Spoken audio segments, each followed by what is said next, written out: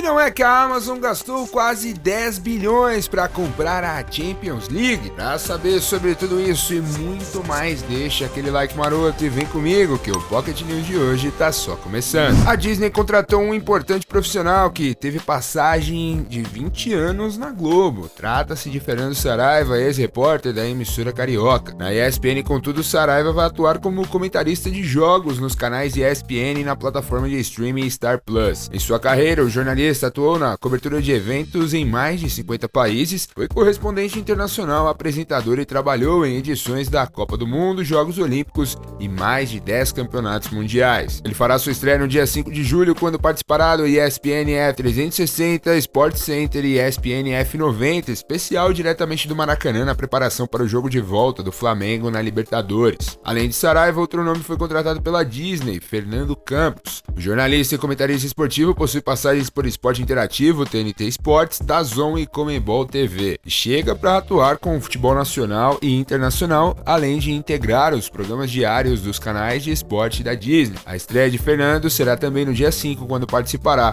do ESPN FC. Excelente sacada aí dos canais ESPN buscar esses dois profissionais que eu considero particularmente muito bons, né? A gente tem que lembrar que agora, com o advento de cada vez mais jogos, porque a ESPN, o grupo Disney como um todo, está cada vez mais ativo no mercado, cada vez mais conseguindo importantes direitos de transmissões, né? E agora, com o advento do streaming, do Star Plus, eles não ficam reféns só dos seus canais lineares para exibir essas partidas. Muitas partidas de vários torneios, inclusive, são exibidas exclusivamente pelo streaming. E isso, gente, é um montante muito grande de jogos, um montante que os canais ESPN jamais tiveram em toda a sua história aqui no Brasil. Isso faz com que você precise de cada vez uma equipe maior. E eu fico feliz aí, depois da saída que eu não entendi do Saraiva da Globo, particularmente do Saraiva falando, porque ele ficou 20 anos por lá, passou por todos os cantos dentro da emissora carioca, com muita competência em tudo que fez. Eu lembro bem quando ele era correspondente internacional, fazia um trabalho muito legal, trazia reportagens ótimas aqui para o Brasil, um trabalho muito bacana. E agora finalmente ele está aí virando a página, vai se tornar comentarista, vai entrar numa outra, e aí assim, cabe uma outra avaliação, porque embora esteja tudo dentro do escopo jornalístico, são funções completamente diferentes, e a gente vai ter que analisá-lo agora não como um repórter, mas como um comentarista. Mas eu tenho certeza que por tudo que ele colheu de frutos aí, de experiência nesses 20 anos de Globo como repórter, que ele vai fazer essa função muito bem.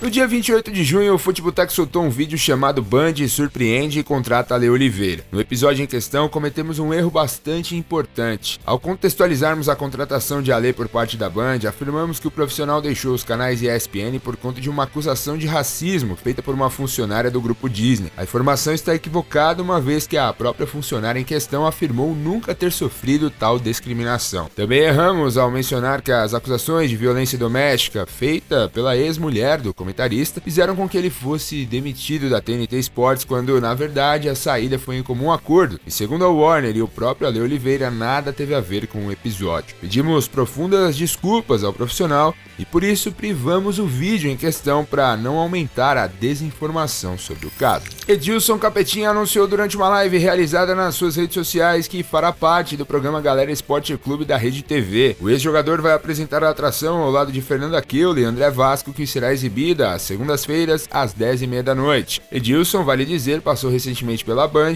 onde foi comentarista do Jogo Aberto de Renata Fã, além dos Donos da Bola do Craque Neto. Na edição do último domingo do Show do Esporte na Band, a apresentadora Glenda Kozlovski sugeriu que a fala racista do ex-piloto brasileiro Nelson Piquet contra Lewis Hamilton, heptacampeão de Fórmula 1, poderia ter sido tirada de contexto. A fala repercutiu negativamente nas redes sociais e minutos depois a apresentadora se retratou. Peço desculpas a todos pelas minhas palavras, fui muito mal na escolha de cada uma delas. Toda a minha indignação por mim mesmo. Um beijo a todos, disse Glenda. Em seguida, ela prometeu se desculpar também na TV quando a transmissão do GP da Inglaterra terminasse, e assim o fez. Em uma entrevista feita em 2021, Nelson Piquet utilizou o termo neguinho ao comentar o acidente envolvendo o britânico e o holandês Max Verstappen, que é genro do brasileiro. Ainda assim, poderia entrar em campo por uma lesão no joelho, a zagueira Érica foi contratada pelo SBT para comentar os jogos da Copa América Feminina.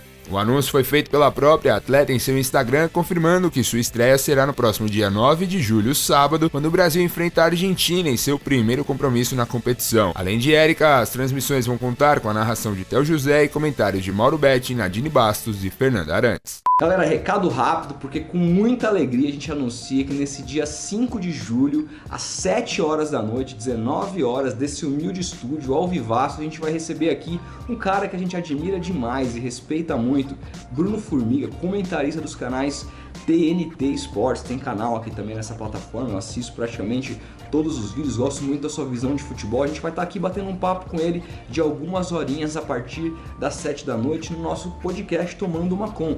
Rodolfo, mas o que é o podcast Tomando Uma Com?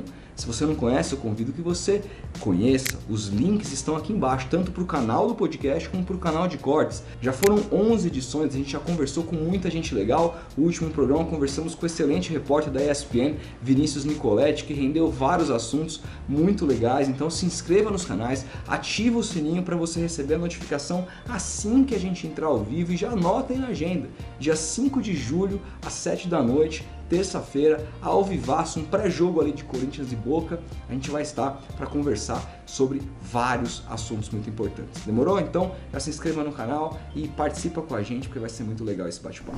A Amazon fechou um acordo com a UEFA e passará a deter os direitos de transmissão da Champions League para o Reino Unido a partir da temporada 2024-2025. A gigante do e-commerce usará sua plataforma de streaming, o Prime Video, para dividir a cobertura da competição com a BT Sport, que possui os direitos desde 2015. De acordo com o site britânico Sports Pro Media, o acordo também inclui a Europa League e a Conference League e será válido para o ciclo de 2024-2025 a 2026-2027. Para transmitir a maior competição de clubes do mundo, a Amazon vai desembolsar a bagatela de 1,5 bilhão de euros, que corresponde a quase 10 bilhões de reais. Pelo novo acordo, a Amazon terá a primeira escolha entre as partidas marcadas para as noites de terça-feira até as semifinais, com a BT Sport mantendo o restante dos direitos das 3 competições continentais europeias. Outra novidade é que a BBC passará a exibir os destaques da Champions League pela primeira vez, incluindo uma partida na noite de quarta-feira. Essa é uma notícia que parece estar um pouco fora do nosso alvo, né? Porque envolve direito de Champions League lá no Reino Unido,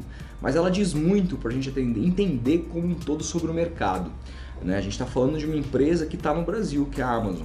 É uma empresa que até ontem o dono dela era o homem mais rico do mundo, Jeff Bezos, foi ultrapassado pelo Elon Musk. Mas é uma empresa que, se você for olhar o histórico dela aqui no Brasil em termos de direitos de transmissão, você vai ver que ela começou de maneira mais tímida, ela começou atrás de Warner Media e de Disney, que com Star Plus e com HBO Max, né, são empresas que investiram mais em direito de transmissão. A Warner Media com a própria Champions League lá no HBO Max, a Disney com vários campeonatos internacionais, os principais campeonatos internacionais hoje estão no Star Plus, e a Amazon começou um pouco mais devagar e fez o acordo com a Globo pela Copa do Brasil, aquela coisa que a gente já sabe, mas é uma empresa que está cada vez mais de olho no mercado aqui. Quando você vê que ela desembolsou aí, gente, quase 10 bilhões de reais pelos direitos de pouco tempo da Champions League lá na Inglaterra, para dividir ainda com o BT Sports, isso diz muito sobre aonde a gente pode chegar com o mercado de transmissões se a gente tiver um futebol mais organizado. Eu sei, a Inglaterra está anos-luz na nossa frente em termos de organização, em termos de economia como um todo. A libra esterlina hoje é uma das moedas mais fortes do mundo inteiro, a gente sabe disso, é uma outra economia, um outro contexto, mas a gente tem capacidade de diminuir esse ato, mas a gente tem capacidade de diminuir essa distância quilométrica, essa distância abissal, a gente pode diminuir. A gente não vai chegar no nível dos caras em 20, 30 anos, é muito difícil imaginar isso, mas a gente pode diminuir isso se organizando. A Liga é um passo para isso e esse tipo de negociação nos mostra que existe um caminho. Portanto, hoje, nosso maior desafio é a gente cuidar do nosso produto, né? Os clubes cuidarem do nosso produto. A gente precisa se unir cada vez mais. As notícias são animadoras com relação a reuniões que podem fazer finalmente surgir uma liga aqui no Brasil, e ainda vai ser muito pouco. Não é só surgir uma liga que nossos problemas estão resolvidos. A gente tem que resolver muita coisa, mas eu acredito que a gente tem potencial para diminuir um pouco essa distância, e contratos como esse, só para o Reino Unido, que a Amazon fecha, mostra que o mercado hoje do futebol, se bem explorado, pode render muita grana. E aí no final, para na mão dos nossos clubes. Parando na mão dos nossos clubes, eles têm mais dinheiro para contratar. Contratando melhor, investindo mais, a gente aumenta o nível. Aumentando o nível, a gente ganha interesse. Ganhando interesse, a gente ganha interesse não só daqui do brasileiro, mas lá de fora. E assim tudo começa a aumentar. A gente precisa de investimento e esse investimento está na mão dessas empresas. Como chamar o interesse delas? Se organizando primeiramente. É esse o trabalho que a gente tem que fazer dia após dia. Mas eu quero saber de você. Você também é otimista? Acha que a gente pode diminuir essa distância que a gente vê hoje do Brasil para a Europa em termos de verbas de televisão principalmente? Comenta aí que eu quero saber a sua opinião. A gente vai se falando. Um grande abraço e até o próximo vídeo.